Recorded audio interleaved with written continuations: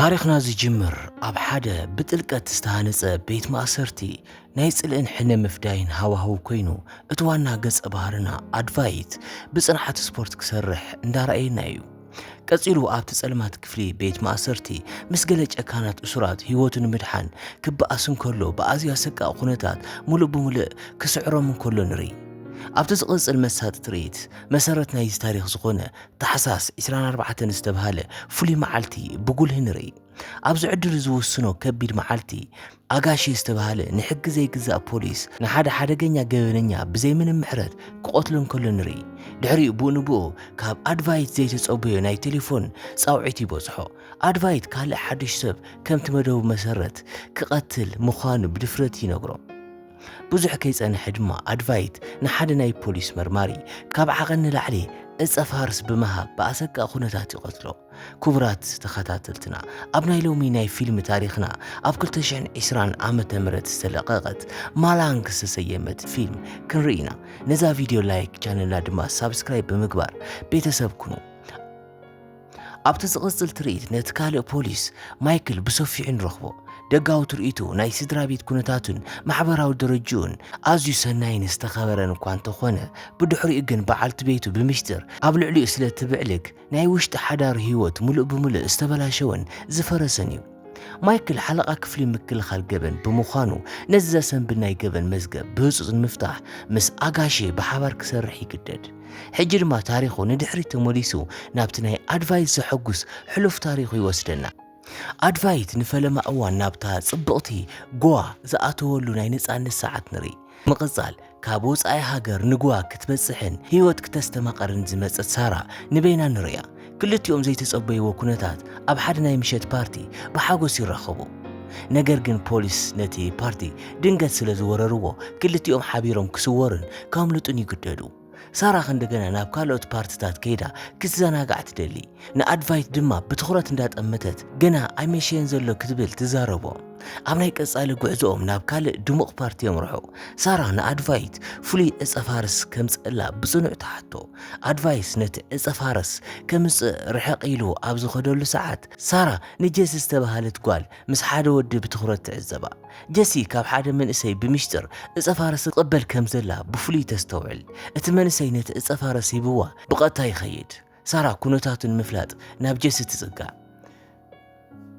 ኣድቫይት እውን ነቲ ዕፀ ፋርስ ሒዙ ኣብቲ ቅጽበት ይበጽሕ። ጀሲ ንሳራ ሓቢርና ክንከይድና ክትብል ዋላ እኳ እንተነገረታ ሳራ እውን ፍሽኽ ኢላ እሺ ኢላ ትምልሰላ። ድሕሪኡ ነቲ ዕፀ ፋርስ ይከፋፈሉ። ሳራን ኣድቫይትን ነቲ ዕፀ ፋርስ ብሓባር ወሲዶም ክሳብ ፍርቂ ለይቲ ብሓባር ክስዕስዑ ይጅመሩ። ነታ ዘይትርሳዕ ምሸት ድማ ብሓባርን ብፍቕርን ይሕልፍዋ። ሳራ ናይ ባዕላ ሕልምታት ብተግባር ንምስዓር ካብ ገዛ ዝሃደመት መንእሰይ ክትከውን እንከላ ሓደ ካብቲ ዓብዪ ሕልማ ድማ ሙሉእ ምሸት ምስ ሓደ ጓና ሰብ ብሓጎስ ምሕላፍ ነበረ። ብፀሓይ እውን ኣርኪባ ክትወቃዕ ከምትደሊን ካልኦት ብዙሓት ሕልምታትን ኣለዋ። ኣድቫይት እውን ከምኡ ናይ ባዕሉ ምስጢራዊ መደባት ኣለዎ። በዚ ምክንያት ድማ ብሰንኪ ዝተፈላለዩ ውልቃዊ መደባቶም እቶም ክልተ መናእሰያት ክንደገና ክፈላለዩ ይግደዱ። እቲ ዝቕጽል ትርኢትና ድማ እዋኑ ተቐይሮ ናብ ናይ ሕጂ ግዜ ይምለስ። ፖሊስ ነቲ ዋና ዕፀ ፋርስ ኣከፋፋሊ ኣብ ትሕቲ ቁፅጥር እትዮም ኣለዉ። ኣጋሽን ማይክልን ነቲ ዕፀ ፋርስ ኣከፋፋሊ ጽቡቕ ገይሮም ምስ መርመርዎ ድሕሪኡ ነታ ጀሲ ዝተባህለት ሰብ ከላልይዋ ክኢሎም እዮም። ሕጂ እውን ጀሲ ናብ ኣድቫይት ብምስጢር መፂያ ነቲ ሓደገኛ ዕፀ ፋርስ ክትቦም ከላ ንዕዘብ። ኣድቫይት እውን እዚ ተጠቒሙ እንደገና ናብ ኣጋሼ ብምድዋል ኣብ ውሑዳት ደቂቓ ውሽጢ ካልእ ፖሊስ ከም ዝቐትል የጠንቅቆ። ነገር ግን ኣብ ዝወሳኒ ግዜ ማይክል ቀልጢፉ ነቲ ቴሌፎን ይጠልፎ። ድሕሪኡ ኣድቫይት ኣየናይ ፖሊስ ክቐተል ከም ዝኾነ ኣቐዲሞም ይበጽሕሉ። ሕጂ ሙሉእ ክፍሊ ነቲ ካልእ መርማሪ ብቐሊሉ ንምድሓን ምስ መላእ ሰራዊት ፖሊስ ብሓባር ይዳለዉ። ነገር ግን ፖሊስ ኣብቲ ቦታ በፂሖም ከይተኸላኸሉ ኣድቫይት ናይቲ መርማሪ እግርን ኢድን ሙሉእ ብምሉእ ሰባቢሩ ካብ ዓቐን ንላዕሊ ዕፀ ፋርስ ብምሃብ ወዲእዎ ነበረ። ኣብቲ ዝቐጽል ትርኢትና ድማ ክንደገና እቲ ታሪኽ ናብ ሕሉፍ ህይወት ኣድቫይት ይመልሰና። ሕሉፍ እዋን ንሱን ሳራን ብገለ ምኽንያታት ተፈላለዮም ዝነበሩ እኳ እንተኾኑ ኣድቫይት ግን ኣብ ልቡ ኩሉ ግዜ ምስኣ ክነብር ይደሊ ነበረ። ሕጂ እውን ክልቲኦም ተራኺቦም ብሰማይ ምብራርን ካልኦት ሓደገኛታት ዝኾኑ መፍርሒ ስፖርታትን ብሓጎስ ክሰርሑ ንሪኦም። ብምቕጻል ኣብ ሓደ ዓብዪ ፓርቲ ጀሲ ካብ ዓቐን ንላዕሊ ዕፀ ፋርስ ብምውሳዳ ምኽንያት ባዕላ ትወድቕ።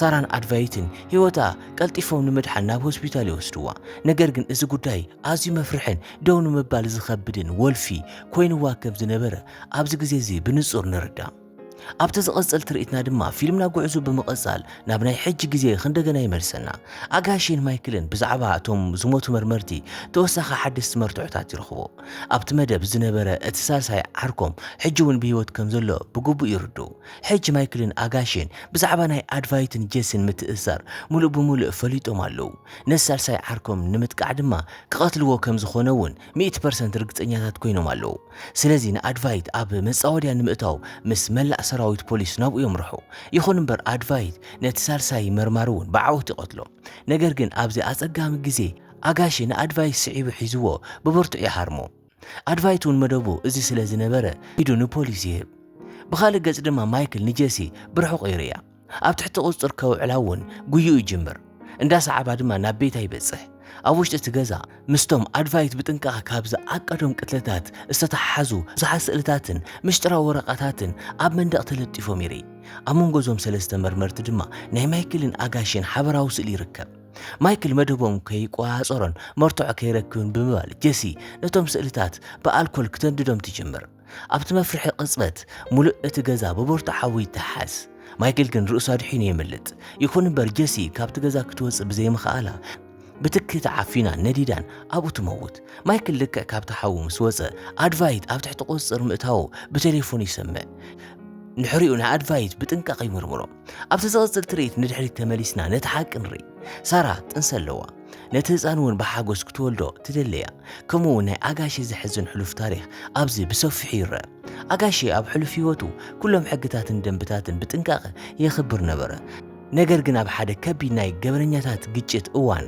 ናይ ኣጋሼ እንኮጓሉ ብጥይት ትቕተል ካብቲ ግዜቲ ጀሚሩ ኣጋሼ ናይ ኣእምሮ ሚዛኑ ሙሉእ ብሙሉእ የጥፍእ ሕጂ ገበረኛታት ብሕጊ ኣይኣስርን ብቐጥታ እዩ ዝቆትሎም ብኻልእ ወገን ድማ ኣድቫይት ብዛዕባ ናይ ሳራ ድንገታዊ ጥንሲ ይሰምዕ ከምዚ ኮይኑ ግን በቲ ዘለዎ ህይወት ምኽንያት ስድራ ቤት ክምስረት ፈጺሙ ኣይደልን ምኽንያቱ ድማ ድሓር ጸኒሑ ካብቲ ስድራ ቤት ዝረኸቦ ስቃይን መከራን ጥራሕ ከም ዝኸውን ኣብ ኣእምሩ ይሓስብ ስለዚ ንሳራ በይና ገዲፏ ናብ ናይ ቀረባ ዓርኩ ገዛ ይኸይድ ነገር ግን ኣብቲ ገዛ ዓርኩ ምስ በዓልቲ ቤቱ ብሓጎስ ክሪኦ እንከሎ ናይ ስድራ ቤት ናይ ሓቂ ጥቕሚ ብጥልቂ ይርዳእ ነዚ ዘሐጉስ ፍቕሪ ብምርኣዩ በቲ ዝገበሮ ነገር ይጠዓስ እሞ ከንደገና ናብ ሳራ ይኸይድ ነገር ግን ናብቲ ናይ ሳራ ገዛ ክበጽሕ እንከሎ ንሳ ኣብቲ ቦታ ይነበረትን ድሕሪኡ ብምድንጋር ናብ ገዛ ጀሲ ይኸይድ ናብቲ ናይ ሕጂ ግዜ ክንምለስ እንከለና ድማ ኣብ ክፍሊ ምርመራ ኣጋሺ ንኣድቫይት ኣብኡ ክቆትሎ እኳ እንተደለየ ማይክል ግን ገበኑ ኣሚኑ ብቤት ፍርዲ ከም ዝቕጻዕ ክገብሮ ብጽኑዕ ይነግሮ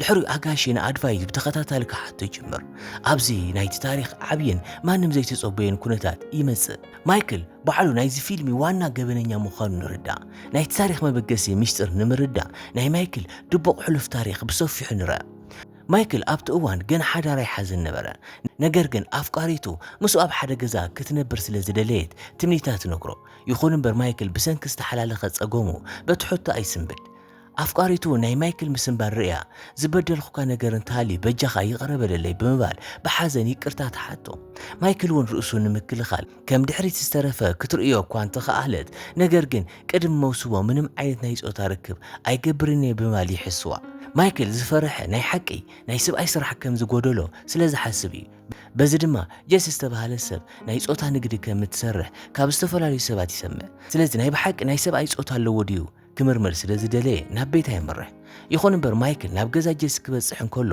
ንሳ ኣብቲ ቦታ ኣይነበረትን ኣብቲ ግዜ ዝነበረት ዓርካ ሳራ ነበረት ስለዚ ማይክል ንሳራ ብስሕተት ጀስ እያ ብኢሉ ብምሕሳብ ብንዕቐት ኣብ ገጻ ብዙሕ ገንዘብ ይድርብየላ ስራሕ ክትጅምር እውን ብትዕቢት ይነግራ ድሕሪኡ እንታይ ዓይነት ሕስርቲ ጓል ምዃንኪ ይፈልጥ ይብላ ሳራ ናቱ ድፍረትን ትዕቢትን ርያ ብህፁፅ ካብ ገዛ ክወፅእ ብቁጥዕ ትነግሮ ሳራ ስምዒታ ተቆጻጺራ ብቐስታ ክወፅእ ትነግሮ ንደቂ ኣንስትዮ ከመይ ጌርካ ብኽብሪ ክትቐርብ ከም ዘለካ እኳ ኣይትፈልጥን ብድፍረት ርእስኻ ወዲ እየ ኢልካ ትፅውዕ ትህሉ እኳ ኢኻ ብምባል ብቁጥዕ ትዛረቦ ንሱ እውን ብሰንኪ ናይ ሳራ ዘረባ ከም ዕቡድ ይኸውን ድሕሪኡ ብሓይሊ ሃርማ ጭንቀትን ብስጭትን ድማ ብዘይ ምሕረት ኣብ ልዕሊ ሳራ ይውርዶ ኣብዚ እዋን ኣድቫይት ንሳራ ኣብ ቤታ ስለ ዘይረኸባ ክደልያ ናብ ገዛ ጀሲ ይኸይድ ኣብዚ በፂሑ ማዕጾ ደጋጊሙ እንተኳሕኩሑውን ማዕጾ ዝኸፍት ሰብ ይጠፍእ። ነገር ግን ኣብ ውሽጢ እቲ ገዛ ሳራ ትሳቐ ነበረት። ኣድቫይት ተስፋ ብምቑራጽ ተመሊሱ ክኸይድ እንከሎ ካብ ውሽጢ ገዛ ገለ ኣቕሓ ክስበር ብንጹር ይሰምዕ። ድሕሪኡ ብቑልጡፍ ብምምላስ ነቲ ማዕጾ ብሓይሊ ሰይሩ ይኣቱ። ኣድቫይትን ሳራን ንማይክል ብሓባር ሃሪሞም ርእሱ ከም ዝስሕት ምስ ገበርዎ ድሕሪኡ ኣብ ጥቕኦም ንዝርከብ ፖሊስ ጣብያ ጥራሕን የቕርቡ። ኣብዚ ሕጂ እዋን ብኣድቫይት ዝተቐተሉ እቶም ሰለስተ ብልሽዋት ፖላይስ ድማ ናብቲ ገዛ ይመፁ። እቶም ሰለስተ መርመርቲ ጥርዓን ንምጽሓፍ ብዝብል ብናይ ሓሶት ሓበሬታ ንኣድቫይትን ሳራን ብጨካን ኩነታት ሒዞሞም ይኸዱ። ኣብ ጸልማት ቦታ ንኣድቫይትን ሳራን ብርቱዕ ይሃርምዎ። ድሕሪኡ ማይክል ካብቲ ዝነበሮ ቦታ መፅኡ ንሳራ ብካቴና ኣሲሩ ልዑል ዓቐን ዘለዎ ሓደገኛ ዕፀ ፋረስ ይባ። ድሕሪኡ ናብ ዓሚቕ ውሕጅ ብጨካን ኩነታት ይድርቢዋ። ብምቕጻል ኣብ ልዕሊ ኣድቫይት ናይ ሓሶት ናይ ቅትለት ገበን ውዲት ፈጢሩ የእስሮ። ኣድቫይት እውን ናብ ሓደገኛ ቤት ማእሰርቲ ይላኽ። እቲ ኣብ መእተዊ ፊልም ዝረኣናዮ መፍርሒ ናይ ቤት ማእሰርቲ ትርኢት ኣድቫይት ዝተኣሰረሉ እዩ። ብምቕጻል ፊልምና ናብ ናይ ሕጂ ግዜ ይመልሰና። ማይክል ኣብ እዋን መስርሕ ምርመራ ንኣድቫይት ብኩርዓት ከምዚ ይብሎ፣ ሳራ እውን ኣብታ ምሸት እቲኣ እንተዘይቐትላ ነይረ ድኹም ወዲ ምዃነይ ንዓለም ክትነግር ነይራ እያ። ሕጂ ግን ንዓኣ ብኢደይ ስለ ዝቐተልክዋ ናይ ሓቂ ጅግና ወዲ እየ ይብሎ። ኣድቫይት ነዚ ዘሰንብድ ዘረባ ምስ ሰምዐ ብሕርቃን ዝሕዘን ዝጭቡጦን ይስእን። ድሕሪኡ ንማይክል ብበርቱዕ ይሃርሞ። ብምቕጻል ኣጋሼ ናብቲ ክፍሊ ክመጽእ እንከሎ ማይክል ንኣጋሼ ብሓሶት ብምትላል ኣጋሼ ዝገብሮ ዘሎ ልክዕ ከም ዝኾነ ኣድቫይት ክመውት ከም ዘለዎ ነጊርዎ ሕጂ ንቕተሎ ይብሎ። ብኻልእ ገጽ ድማ ማይክል ናብ ቤቱ ይኸይድ። በዓልቲ ቤቱ ክትፈትሖ ኢላ ኣቕሓ ሒዛ ክትንስእ እንከላ ኣብ ማዕጾ ይረኽባ። ንሱ ግን ነዚ ክሕደት ክርኢ ስለ ዘይደለየ ንበዓልቲ ቤቱ ናብ መሬት ደርቢዩ ብብርቱዕ ይሓርማ። ብኻልእ ገጽ ድማ ኣጋሼ ንኣድቫይት ብጥይት ክቐትሎ ሳራ ናብቲ ዝተደርበየትሉ ናይ ውሕጅ ቦታ ይወስዶ። ኣብኡ ድማ ኣድቫይት ንኣጋሼ ነቲ ዝተሓበአ ናይ ሓቂ ታሪኽ ሓደ ብሓደ ይነግሮ። እቲ ዝተሓበአ ሓቂ ኩሉ ይጋለጽ። በቲ ነገር ዝተናገረ ኣጋሼ ስለምንታይ ኢኻ ቀዲምካ ናባይ እናደወልካ ነቶም መርመርቲ ትቐትሎም ኢሉ ይሓቶ። ኣድቫይት ድማ ካብ ልቢ ዝመንጨወ ሓቂ ናይ ሓቂ ፍትሒ ክህብ ዝኽእል ነቲ ባዕሉ ዝፈትዎ ሰብ ዘጥፍአ ጥራሕ እዩ ብምባል ይምልሰሉ። ምክንያቱ ኣጋሼ ጓሉ ብሰንኪ ገበነኛታት ተቐቲላ እያ። ብተወሳኺ ኣድቫይት ኢዱ ንኣጋሼ እንተዘይሂብዎ ማይክል ተረጋጊዑ ናብ ቤቱ ከም ዘይኸይድን ናቱ ናብ ቤቱ ምኻድ ድማ ግድን ከም ዝኾነ ይነግሮ። ምክንያቱ ኣብዚ እዋን ኣብ ውሽጢ ቤቱ ሓደ ዓብዪ ናይ ሕነ ምፍዳይ ሰብ ይጽበየሉ እዩ። ኣብ ውሽጢ ገዛ ማይክል እታ ሞይታ ዝተባህለት ሳራ ብሂወት ንሪያ።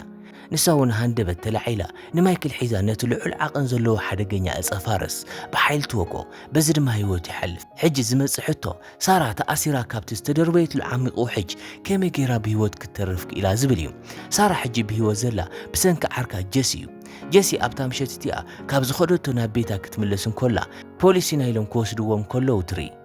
በዚ ድማ ስዒባቶም ትኸይድ። ድሕሪኡ ንሳራ ናብቲ ውሕጅ ክድርብዋ እንከለዉ ብቑልጡፍ ካብቲ ውሕጅ ብምውፃእ ህይወታ ተትርፋ። ሕጂ ዝተፈጸሙ ቅትለታት ኩሎም ብኣድቫይትን ብሳራን ብጀስን ብጥንቃቐ ዝተኣቀደ ዓበይቲ ናይ ሕነ ምፍዳይ ስራሓት ነበሩ። ኣብ ካልእ ትርኢትና ድማ ኣብቲ ናይ ገበን መዝገብ ንኣድቫይት ዝምልከት ምንም ዓይነት ዝተረፈ መርቱዕን ምስክርን ብዘይምንባሩ ምክንያት ኣጋሼ ነቲ መዝገብ ክሳብ መወዳእታ ይዓጽዮ። እዚ ማለት ድማ እቲ ፍትሒ ደላይ ኣጋሼ ነቶም ናይ ሓቂ ሰባት ብምድጋፍ ነፃ ከም ዝኾኑ ይገብሮም። ክቡራት ተኸታተልትና ናይ ሎም ፊልምና ነዚኣ ትመስል ነይራ። እንተፈቲኹማ ነዛ ቪድዮ ላይክ ነዛ ቻነል ድማ ሳብስክራይብ ብምግባር ኣበራትዑና ኢኹም። ክሳብ ብኻልእ ፊልም ራኽብ ግን ሰናይ ቅነ